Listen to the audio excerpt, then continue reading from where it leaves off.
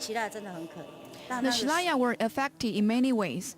Our ancestors were either lured or threatened by force to abandon our culture. My grandfather dared not say he was indigenous. Even my grandfather was afraid to admit his indigenous identity. Nearly 2,000 Siraya live in Tainan County's Disfavored community.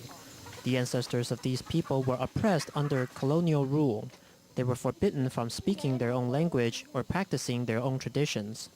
Eventually, the descendants completely lost track of their original culture.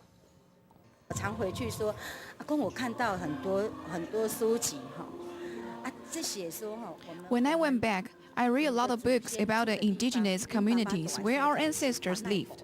I say, the Siraya are indigenous. My grandfather shook his head.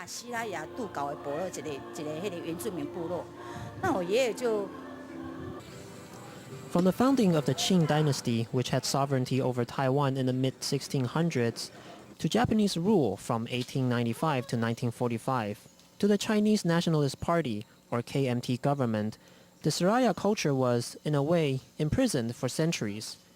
Now, some Siraya are fighting to reclaim their identity. If I cannot recognize my ancestors, if I cannot tell where my ancestors were from, then what does that make me? I'm not Chinese. I have to find out who I really am. Christianity was the first outside force to influence the Siraya culture.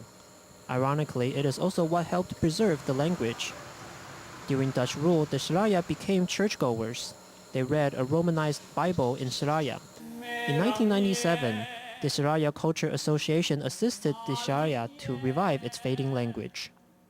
Christianity evolved from an external to an internal force to help revive Siraya. More and more Siraya recognize themselves as indigenous. The traditional religion is still practiced in the community. This grandmother serves as the Siraya shaman, a medium between the people and their ancestors.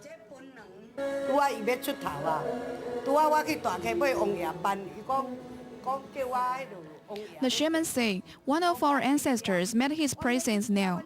He told me to search for Daxi Wang God, who he said would follow me. I have to carve an idol of him tomorrow. My uncle told me not to though. He said I should carve a Taizu Ma. She said adding that she believes that the deities are indigenous. Although the Siraya culture and language were opposed for 200 years, this grandmother is not hesitant when it comes to expressing her identity.